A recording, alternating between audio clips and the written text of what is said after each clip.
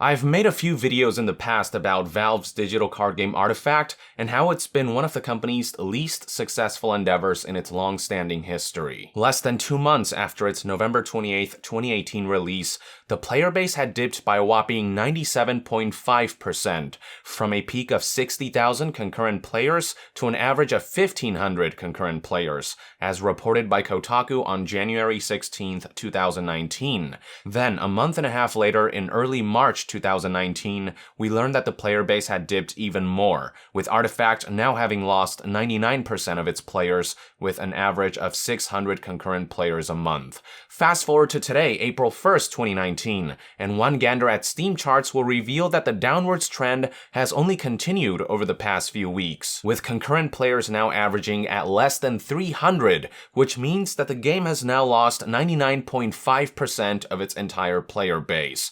Twitch viewership is now practically non-existent. When I checked back in March, there were a handful of streamers and a total viewer count of around 600 people. But if you thought that was bad, now going to Artifact's Twitch page will reveal there are only 3 streams happening with a total viewer count of 41, at least last time I checked. So yeah, as far as gameplay live streaming is concerned, Artifact is pretty much as good as dead. What's especially been compounding this issue is Valve's lack of communication with what little remains of a dissolving community. The game's official Twitter page had not posted a single update since December 21st, 2018. Patches were few and far between. There's been no word on what's going on with the $1 million Artifact tournament they have hinted at multiple times in the past, though the assumption is that plans have been put on hold given the game's current state, and players are taking to forums asking Valve to send some kind of sign of life. Making optics worse for the game is this report by website Artibuff,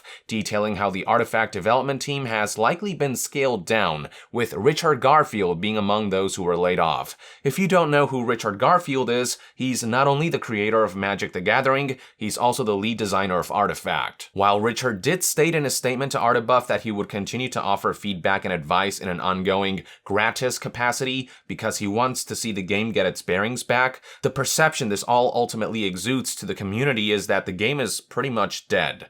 Now, out of the blue, 3 days ago on March 29th, 2019, Artifact's Twitter page came back to life for the first time in 3 months via a post that linked to a news update on Artifact's official website with the headline, "Towards a Better Artifact." The statement insists that Valve hasn't given up on the game while detailing plans for the future, reading as follows. "When we launched Artifact, we expected it would be the beginning of a long journey, that it would lay the foundation for years to come. Our plan was to immediately dive into our normal strategy of shipping a series of updates driven by the dialogue community members were having with each other and with us. Obviously, things didn't turn out how we hoped. Artifact represents the largest discrepancy between our expectations for how one of our games would be received and the actual outcome. But we don't think that players misunderstand our game, or that they're playing it wrong. Artifact now represents an opportunity for us to improve our craft and use that knowledge to build better games. Since launch, we have been looking carefully at how players interact with the game, as well as gathering feedback. It has become clear that there are deep-rooted issues with the game, and that our original update strategy of releasing new features and cards would be insufficient to address them. Instead, we believe the correct course of action is to take larger steps, to re-examine the decisions we have made along the way regarding game design, the economy, the social experience of playing, and more. So what does this mean? Moving forward, we'll be heads down focusing on addressing these larger issues instead of shipping updates. While we expect this process of experimentation and development to take a significant amount of time, we are excited to tackle this challenge and we'll get back to you as soon as we are ready." The thing that gets me about Valve's statement is the insinuation that Valve did not expect such an outcome for Artifact, calling it the largest discrepancy between expectations and outcome. Recall that when the game initially launched, it was marred by all kinds of issues, with the biggest point of contention being monetization. In its early stages, there was basically no way to earn new cards in the game without spending real money. Players had to spend money on packs, on tickets to compete in matches that may yield desired rewards if you win enough times, and on individual cards sold through the marketplace. Keep in mind that this isn't a free-to-play game either. The base game itself costs $20 to purchase, which made Artifact's recurrent monetization system all the more egregious and hard to swallow. They did eventually add a progression system that allowed players to level up and earn a set number of tickets and packs, but the update merely acted as a band-aid to a gaping wound, and the damage done had been too extensive by then. Equally crippling is the fact that the core card game has major flaws that prevent it from being a fun, long-term experience, with criticism surrounding in-game RNG systems and exploitable mechanics, as well as the exhaustively long length of matches being among the most prominent of qualms. Indeed, as Valve expressed in their latest statement, the game has some deep-rooted issues, and merely drip-feeding updates, features, and new cards into the game will probably not suffice. Recognizing this, it would seem as though Valve is intent on overhauling the game on multiple fronts, from the way the card game's core mechanics work, the way economy is balanced, to how key features are implemented. Assuming they even manage to pull this off though, one has to wonder if there is any chance for Artifact to make any kind of comeback at this point. What makes Artifact a particularly dire case is that it's pretty much lost its entire community save for a few loyal hundreds. One would think that Valve releasing a statement in which they commit towards the game's future would bring some members of the community back and give them some hope, but judging by the latest Steam chart stats, people just don't seem to care anymore. Concurrent player count hasn't been bolstered one bit by Valve's latest update. If anything, numbers have slightly dipped since it was published. I suppose this shouldn't come as a huge surprise, given that this statement confirms the process of focusing on larger issues rather than shipping regular updates will take a significant amount of time. It would seem as though the game will undergo a state of hibernation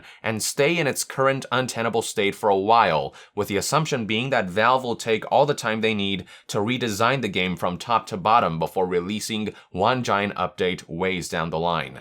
Until then, all we are left with is a game that has all but less than 300 players and counting downwards, whose economy and progression systems are fucked, and whose matches are overall unenjoyable with its current mechanical flaws. A game that will stay that way for a very long time. A game people have no reason to tune into right now. Even once Valve does finally release Artifact 2.0, even once they redesign and relaunch the game, we could very well be looking at a case of too little too late. The only way I feel Artifact will have the slightest chance of luring players back in is if the game pursues a free-to-play model. It is rather confounding that during a time when the digital card games market is so saturated with leading titles like Hearthstone, Magic the Gathering Arena, Elder Scrolls Legends, Gwent, and many others, all of them free-to-play, Valve would decide to cripple their chances to stand up against competition with a $20 entry fee. Removing that entry fee alone would be enough to at least make people want to try the game, play a few matches,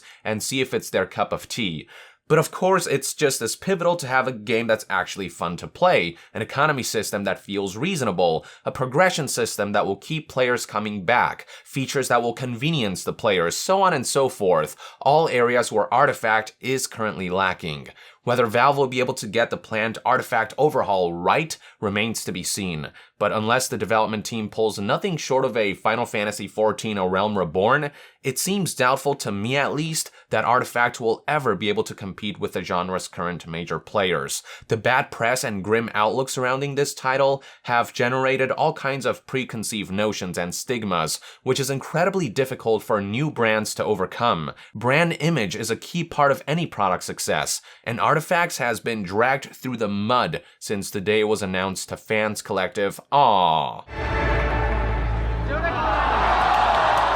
Perhaps Artifact could have weathered the initial skepticism had the game's design integrity not been marred by greed, had word of mouth about the game's merits been generally positive. But alas, game publishers and developers often underestimate the value of making a good first impression, which is especially pivotal to do when you're shipping a brand new IP attempting to penetrate a popular, saturated, and highly competitive market. It's not enough to be a well-known developer and follow a trending genre like digital card games or battle royale for your new game to be successful. Plenty of games have tried and failed on that front. What is important is that your game kicks off running, that it immediately stands out by being first and foremost fun, by offering a unique twist to an established formula, by respecting consumers' time and money, and by ensuring overall design feels both compelling and fair. That's how you establish a loyal community. That's how you prepare your game for long-term viability. Artifact does at least least have a unique twist to card games going for it, but in its current state, the game's just not fun to play. Its monetization system ruins the experience, and its community very quickly dwindled as a result, so much so that I'd be genuinely surprised if Artifact managed to make any kind of tangible comeback.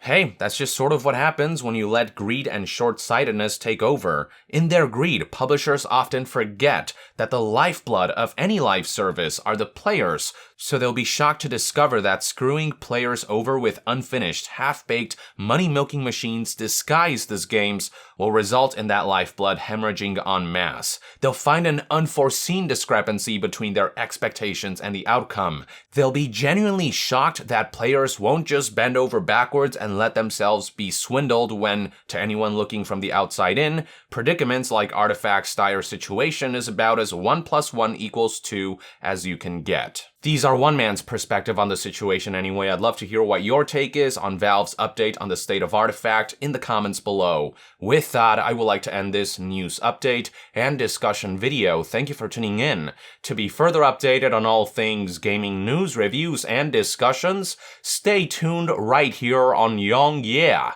I'll see you guys next time. Young out.